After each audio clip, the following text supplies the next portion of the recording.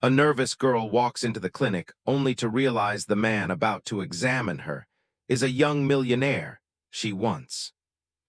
Rejected. Doctor wrote us your next patient is in room 2, the nurse said briskly, glancing down at her tablet. She seems a little nervous. Damon slipped on a pair of latex gloves, not looking up. Name. Olivia. His hands paused mid-motion. A slow breath escaped him, but his heart began to hammer in his chest. Olivia. His voice came out low, almost disbelieving. Yes, early 20s, first time. Patient intake form says mild abdominal pain. Do you know her? He did not answer. Instead, he finished adjusting his gloves, gave a sharp nod, and walked down the corridor, his polished shoes echoing against the sterile tile floor. Each step toward room 2 felt heavier. The name repeated in his mind like a drum beat. Olivia Tran. He had not heard that name spoken aloud in years, not since that night on the campus steps under the rain when she had looked at him with those wide, sad eyes and said no. He pushed open the door. Inside, Olivia sat on the edge of the examination table, her shoulders hunched, fingers tightly clutched around the strap of her canvas bag. She was staring at the floor, legs swinging slightly above it, as if hopping. The movement would distract her from her nerves.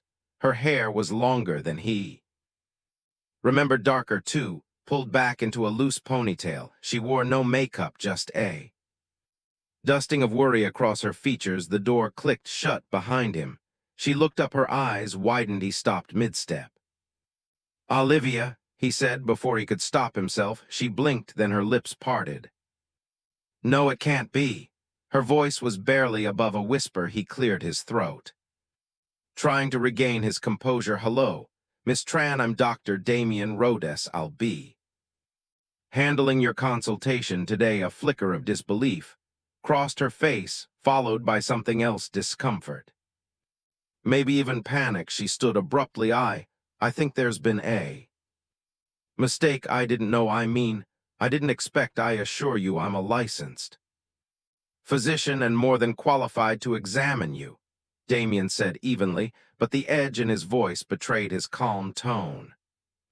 If you're uncomfortable, I can request a referral to another doctor, but we're currently short-staffed, so there may be a delay. She hesitated, eyes flicking to the door, then back to him. No, it's fine, she said softly. I just wasn't prepared. Neither of us were. He thought. He motioned to the table. You can sit. Let's go over your symptoms. Olivia perched back on the table, still clutching her bag like a life raft. She could not look at him, and he tried not to stare, but her presence was overwhelming. So many memories flooded him: late-night study sessions, quiet glances across the library. That one time she laughed so hard she snorted and turned beet red.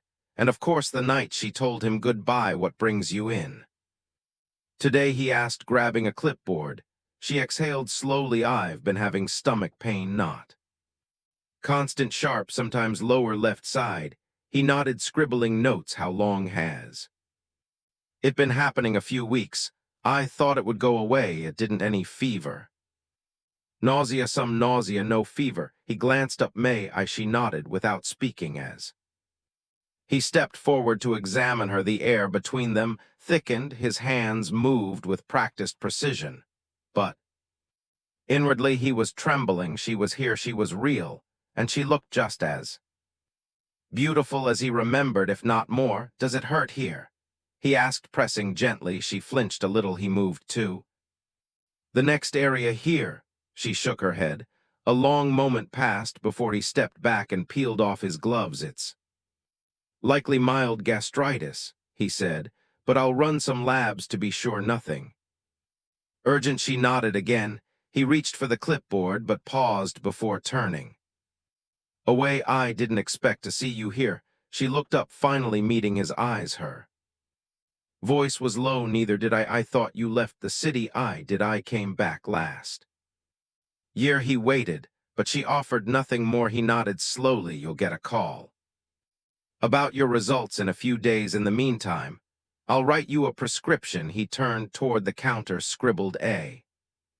Few notes, then paused. You look well, he said without turning around. She did not reply when he handed her the paper. Their fingers brushed. She pulled her hand away quickly. Thank you, she said. Clutching the slip like another shield, Damon opened the door for her. She walked past him, head down, footsteps quick as she reached the hallway. He called softly, "Still not good enough, huh, Olivia?" She stopped, her back stiffened, but she did not turn around. She walked away without a word, and Damon stood there alone in the doorway, wondering why her silence hurt more than her rejection ever did. Olivia sat in the reception area, her fingers curling and uncurling in her lap, as the dull tick of the wall clock seemed to echo louder than anything else. She had come back to the clinic, reluctantly, heart pounding, fully prepared to ask for a different physician. The encounter with Damien had unraveled her carefully kept composure. Stirred feelings she thought long buried. She told herself it would be easier to explain to the receptionist that she simply preferred someone else. No need for awkwardness, no need for history resurfacing. But when she finally stood at the front desk, clutching her purse tightly, her voice barely above a whisper, the receptionist had offered a kind but apologetic smile. "I'm sorry, Miss Tran. Dr. Rhodes is currently the only internal medicine specialist available this week, unless you'd prefer to wait 2 or 3 more weeks for the next appointment." Olivia had paused. 3 weeks was too long to ignore her symptoms, but still, she hesitated, her heart thudding like a warning. She gave a silent nod, too embarrassed to explain why she wanted to switch. She could not bring herself to say, "I once broke that man's heart," or worse, "I'm afraid he still lives in mine." Now once again she found herself seated in room 2, the air colder than she remembered, her skin prickling with nerves, her eyes locked onto the anatomy poster on the wall, something about the digestive system, though her brain refused to absorb a single word. The door opened. She did not look up. "Good afternoon," came his voice, low, even clipped in that professional cadence that doctors use when they are keeping their emotions tightly in check. She swallowed hard. "Let's continue from where we left off." She nodded at once, still not meeting his eyes. Damien moved with quiet efficiency, asking about her pain, the frequency of the symptoms, her diet, any new stressors. His tone was calm, rehearsed, but there was something about the way he avoided her gaze, too, the way his hands hesitated ever so slightly before each step of the exam, that made her chest tighten. He checked her vitals, placed the stethoscope gently against her back, asked her to breathe deeply. She did, inhale, exhale, but with every breath her mind drifted backward, back to the quiet courtyard behind the university library, where the old lamppost cast a soft circle of light. Damien had waited for her there, nervously shifting his weight from foot to foot, wearing the coat she always liked, the charcoal one, with the worn sleeves and faint smell of cedar. "I like you, Olivia," he had said, voice low, sincere, hopeful. "I have for a while."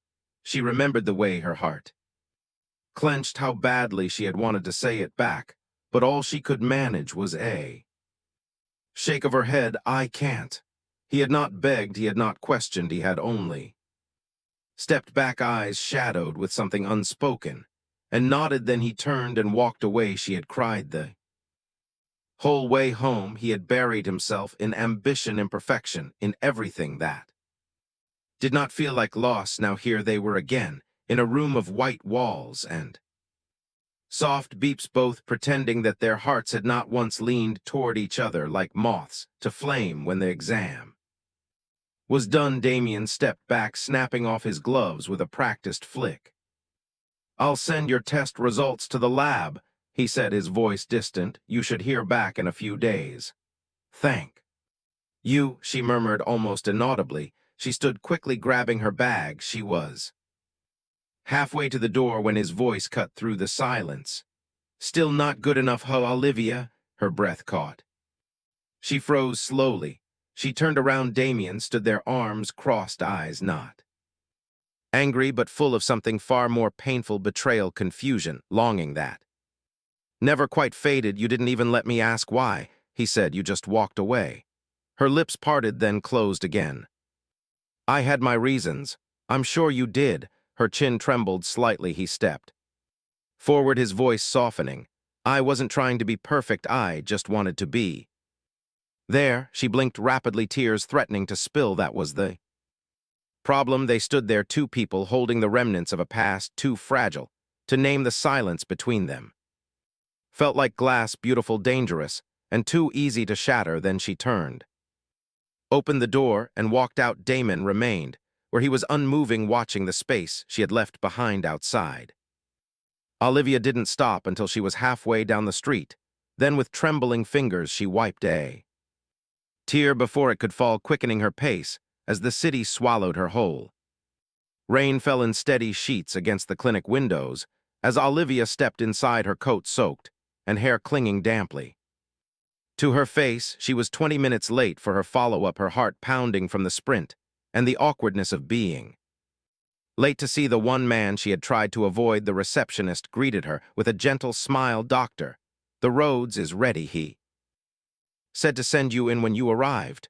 Olivia nodded, breathless, and made her way down the now familiar corridor to room 2. She hesitated at the door, steeling herself when she entered. Damon looked up from his notes. You're late, he said evenly but not unkindly. Sorry. The subway stalled, and then I forgot my umbrella.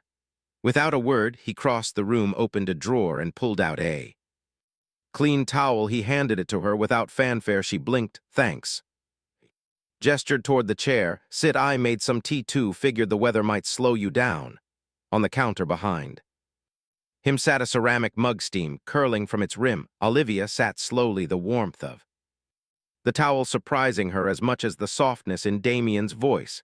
The exam was routine. Her vitals were better, the symptoms had subsided, but the air between them had changed, less tense, more familiar. Over the next few weeks, Olivia returned twice more. Each time, Damien remained professional, but the edges of their conversation blurred into something more human. He shared a funny moment with a pediatric patient, mentioned the cafe near his building that served terrible coffee but great music. She responded cautiously at first, then, with growing ease. Damien never pushed, but Olivia could feel him trying to bridge something unspoken, and in a way that surprised her, she began to meet him halfway one morning over coffee at her bookstore job. Olivia's best friend Hannah leaned across the counter and raised an eyebrow. So you've been seeing Dr. Damien Rhodes again? Olivia rolled her eyes. Medically, yes, medically. That man could be on the cover of any magazine in this city, and he was totally into you in college. He was, Olivia said quietly, and I turned him down. Yeah, you rejected a man who literally made the pre-med girls cry when he walked by. What's your excuse? Now Olivia hesitated. He's not the same. People change, Hannah said. Maybe you did too. The thought lingered in Olivia's mind as she walked into her next appointment. Damon greeted her with a nod, his stethoscope already around his neck as he checked her heartbeat. There was a brief silence, then, still anxious, he asked, a little. She admitted, breathe slowly. I'll count you down. His voice was calm. Grounding, she closed her eyes and focused on the sound of it. When she opened them again, he was watching her. Not clinically, but quietly, searchingly. Olivia, he said after a pause, stepping back. Can I ask you something? She tensed. You can try, he said, his chart down. Back then, did you ever like me even a little? Her breath caught. Of all the things he could have asked, she had not expected that. She looked away. Why ask now? Because I've spent years wondering, and because maybe if I knew the answer it would hurt less. She stood up, smoothing the hem of her sweater, eyes still on the floor. Her voice, when it came, was small, but certain. Yes, she said. I did. He blinked. You did. She turned toward the door, hand on the handle. I liked you so much it scared me. He stared after her, stunned. She did not wait for a reply. She simply left the room, leaving behind the scent of rain and something tender blooming in the silence. The rain had cleared, but a gray stillness lingered over the city as Olivia sat curled on the worn sofa in her apartment. A steaming mug of tea rested in her hands, untouched across from her. Hannah watched her quietly, her fingers wrapped around a chipped ceramic mug of her own. "You've been quiet all night," Hannah said gently. "More than usual, I mean." Olivia gave a half-hearted smile. "Just been thinking about him?" Hannah asked, though they both knew the answer. "I told him I liked him," Olivia said softly, "and then I ran away." Hannah blinked. "Wait, you what?" "I said it, then I left," before he could say anything. Classic Olivia move. Hannah leaned forward. "Why did you say no back then?" "I never really asked." Olivia looked down into her tea. "Because I didn't think I deserved him. My dad had just left. My mom was getting worse every week, and I had to drop out of the pre-med program to work full-time. I couldn't even afford textbooks, and here he was, brilliant, kind, rich, the whole world in his hands. What could I possibly give someone like Damien Rhodes?" "Love," Hannah said simply. "You could have given him that." "I was scared," Olivia admitted. "Still, I'm at the clinic." Damon sat in his office reviewing charts when he came across Olivia's full file. He had only skimmed it before, professional boundaries in mind, but now his eyes lingered on the details dropped from Columbia's pre-med program: emergency contact, mother with a history of psychiatric illness, years of employment, records in retail and caregiving roles. He closed the folder slowly, guilt and admiration swelling in equal measure. All those years he had thought she walked away without explanation. Now he understood. She had not run because she did not care. She had run because she cared too much. The next afternoon, Olivia arrived for a routine follow-up. Her skin looked pale, her steps slower. Damien noticed immediately. "You look exhausted," he said, concerned. "I'm fine," she replied, waving a hand. "Just didn't sleep much." He nodded, but his frown lingered. Midway through the exam, her answers started to slur slightly. She blinked a few times, then swayed. "Olivia." Damon stepped forward. She collapsed before he could catch her. His reflexes kicked in one swift motion. He scooped her into his arms and rushed her into the staff break room, laying her gently on the small couch. A nurse appeared, but Damon waved her off. "I've got this." He checked her pulse, her vitals. Her breathing was shallow but steady. Gently, he pressed a cool cloth to her forehead and stayed by her side until she stirred. Her eyes fluttered open. "What happened?" "You fainted," he said softly, "from exhaustion, low blood sugar. You've been pushing yourself too hard." She blinked, still dazed. "I'm sorry." "Don't apologize," he said, brushing a strand of hair from her face. "You've been carrying so much." Silence filled the room as she looked up at him, vulnerable in a way she rarely allowed herself to be. "I didn't want you to see me like this," she whispered. "But I do see you," Damien replied, his voice trembling slightly. "Not the version you try to present, the real you, the one who fights every day even when no one notices." Tears welled in her eyes. He reached down and took her hand gently in his. "If this is the second chance I never thought I'd get," he said then, "let me say what I should have said back then." She held her breath. "If you let me this time," Damon whispered, "I won't walk away. I won't leave." Her hand tightened around his, and for the first time the walls between them began to truly fall. The next time Olivia visited the clinic, it was not just for a follow-up. She walked in with more ease, her shoulders less tense, her steps more grounded. The dark circles beneath her eyes had faded slightly, and there was a subtle glow to her skin, as if she had begun to reclaim pieces of herself. She still looked tired, yes, but the exhaustion no longer felt like it was swallowing her whole. Instead, she looked like someone who had started to breathe again. Damien noticed immediately. He studied her for a beat longer than necessary when she stepped into the room. And for the first time since their awkward reunion, he smiled without hesitation. After her checkup, he handed her a printed list of recommendations and paused before speaking. "You're doing better," he said, his voice softer than usual. "I'm trying," Olivia replied, tucking a loose strand of hair behind her ear. There was a short silence between them. Neither of them moved to end the moment. Then Damon cleared his throat, shifting slightly. "Would you want To go for a walk with me. There's a park nearby, just 20 minutes, nothing formal. Olivia blinked, surprised. You mean now? He looked almost nervous, his posture unusually tentative. Unless you have other plans. She looked down at her shoes, heart thudding, and then back up. Into his eyes. No, I'd like that. The walk started in silence, but not the uncomfortable kind. It was the kind of quiet that felt natural, like the pause before a deep breath. The sun hung low in the sky, casting everything in soft amber light. The sidewalk still held the warmth of the day, and the rustling trees whispered secrets above them, as the city noise gradually faded into the background. As they reached the riverside park, Damon pointed to a bench beneath a wide maple tree with branches that hung like arms offering shelter. Sit with me, she nodded, and they took their seats side by side. Their conversation began, lightly shared memories of college days, professors who terrified them, and the dreadful campus coffee that somehow still tasted better than anything else. Damon told her stories from his hospital rotations, some sobering, others so absurd they had both laughing in disbelief. Olivia opened up about her job at the bookstore, how she still devoured medical journals late at night, and how sometimes, just for herself, she quizzed her knowledge, as if preparing for exams she might never take.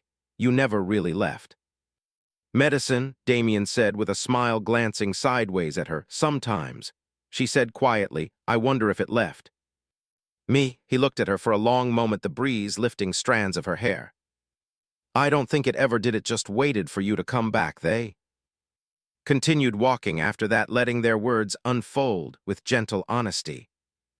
Over the next few weeks, these walks became something of a ritual. Sometimes they added coffee, sometimes just the stroll, but every time something between them softened, deepened. The distance that had once felt unbridgeable slowly gave way to something fragile but growing. Olivia found herself smiling more. She caught herself looking forward to his texts. Her chest no longer tightened when she saw his name on her phone. Instead, it fluttered. And Damien, he never pushed. He waited, listened, offered space when she needed it, and steadiness when she wavered. One evening, as the sky shifted from gold to violet, they stopped by the water's edge. The park buzzed with life. Children laughing, dogs barking, a couple arguing gently over an ice cream flavor. Damien turned to her, his voice low. I've missed this. She glanced at him. What? Talking to you, laughing with you, seeing you. Her smile faltered. You only see the good parts, the strong ones. I see all of it, he replied, and I'm still here. He reached out and gently took her hand. She froze, her heart beat loudly in her ears. Slowly, painfully, she pulled her hand away, her eyes stinging. I can't, she whispered. I can't be someone's weight, someone's responsibility. I don't want to be a burden to you. Damien didn't flinch. Instead, he stepped closer gently, placing his hands on her shoulders. His voice was quiet but steady. You're not a burden, Olivia. You're not something I have to carry. You're someone I want to walk beside. Her throat tightened. You were the person I hoped for back then, he added, and you're still the one I don't want to lose. She stood still, trembling, then finally, as if something long locked inside her had begun to melt, her arms lifted, uncertain at first, then wrapped around him. He held her, and she let herself be held. And for the first time in a very long time, Olivia didn't feel like she had to apologize for existing. She felt chosen. The clinic had been quiet that afternoon, the usual bustle of patients and chatter reduced to a low hum. Olivia sat on a bench outside during her break, a book in hand, and a paper cup of lukewarm coffee beside her. She had come to see Damien for a routine follow-up, but as she waited, a woman in a crisp navy blazer approached from across the lot. Dr. Sienna Hale. Olivia recognized her instantly from the staff introductions weeks ago.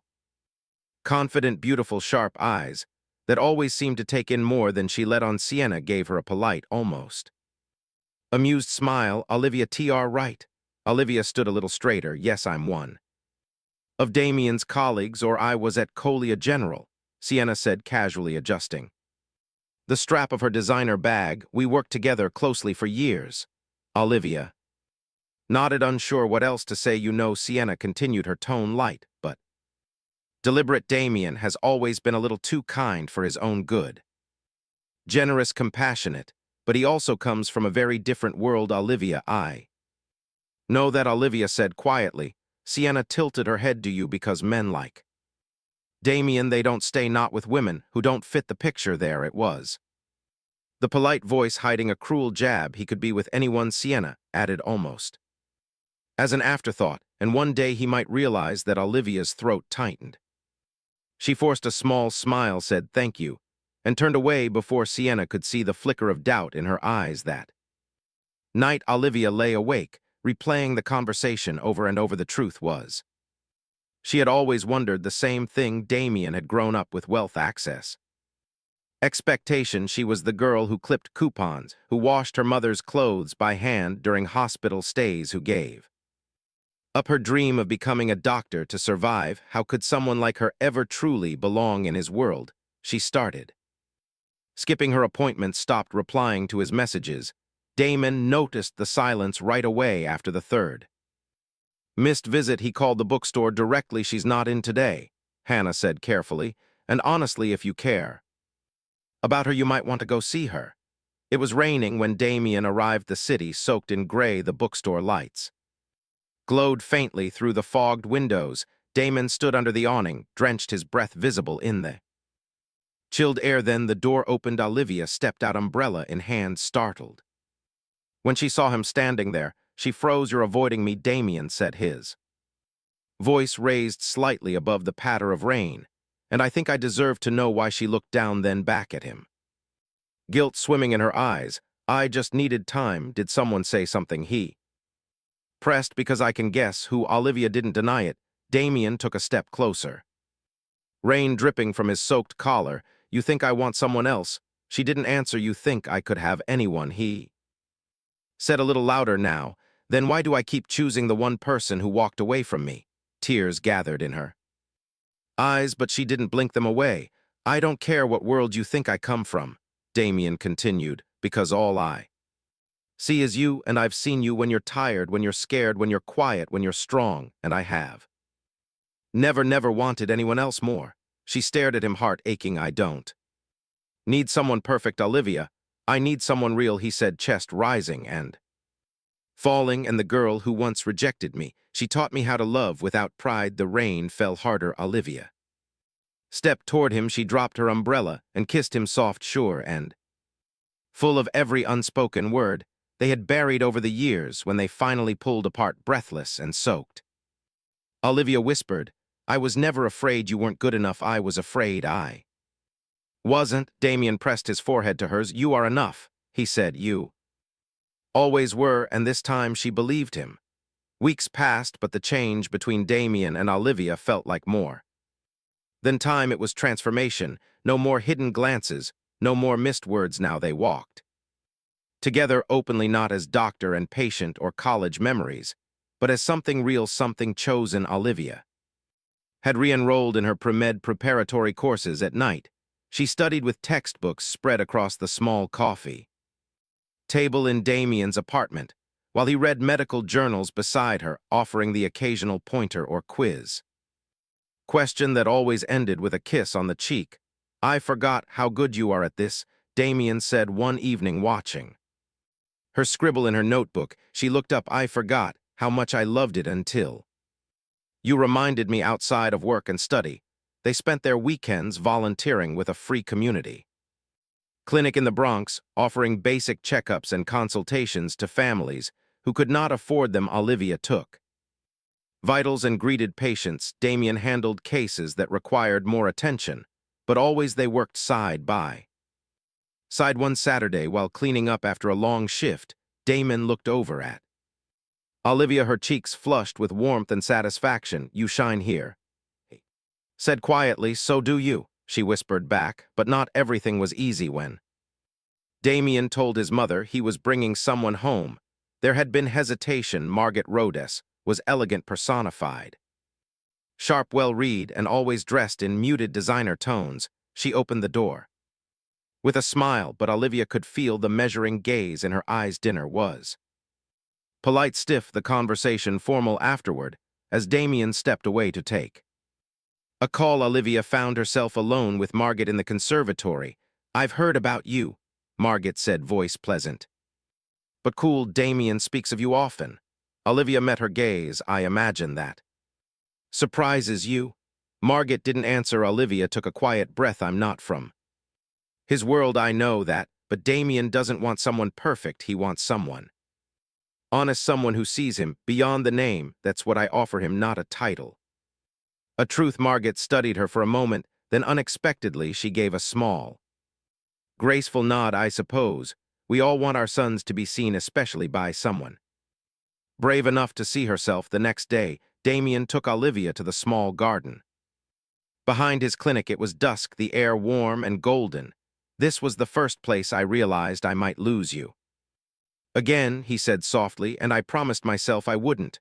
Olivia looked around, remembering the moment she had collapsed here, overwhelmed and exhausted, how far they had come. Damon turned to her.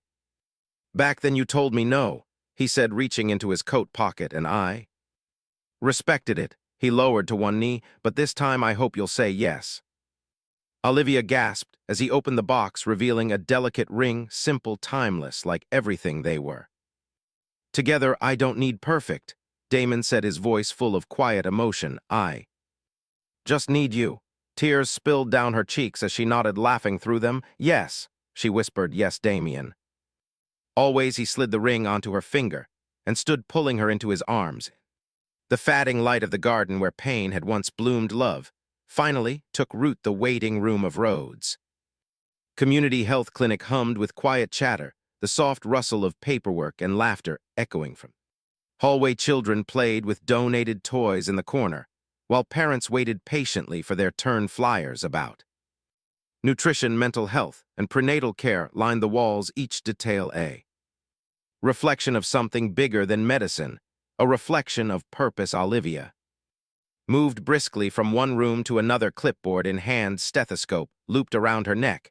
She was no longer just Damien's patient, no longer a shadow in the corners of her own life. She was now his partner in work, in love, and in a vision they had built together. After passing her exams, she had joined the clinic full-time as a medical assistant while continuing her studies together. She and Damien launched a free outreach program offering medical services to underserved communities across the city.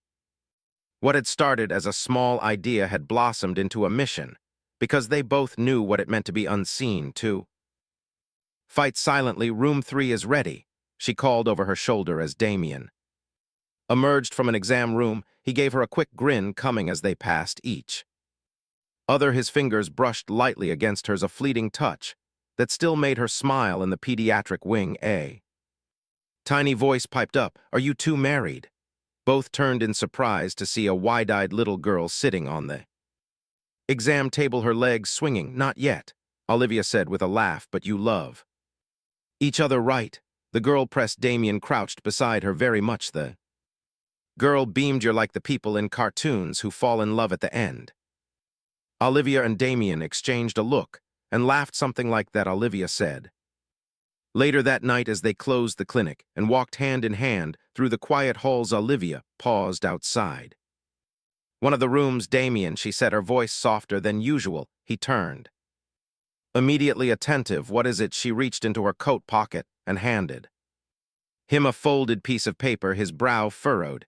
As he opened it, it was a small print-out, black and white, grainy. Asagi looked up slowly. Olivia's eyes shimmered, her smile trembling. "I wanted to tell you in the place where everything started." For a long moment, Damon was silent, his eyes locked on hers.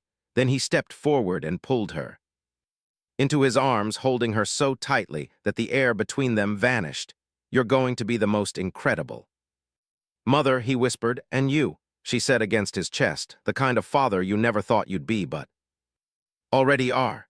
They stood that way for a long time, the clinic empty around them, the echo of new beginnings filling the space like sunlight. In the months that followed, their life together continued to grow. Early morning rounds, late night study sessions, grocery trips that turned into long walks, laughter that filled every corner of their small apartment. Damien started writing articles about accessible health care. Olivia gave talks at community colleges about resilience and second chances, and when their baby arrived a daughter with Damien's eyes and Olivia's steady quiet, they knew that this love born from broken pieces and rediscovered strength would anchor a new generation. Thank you for joining us on this deeply emotional journey of two people who once let love slip away only to find it again when they were finally ready to receive it.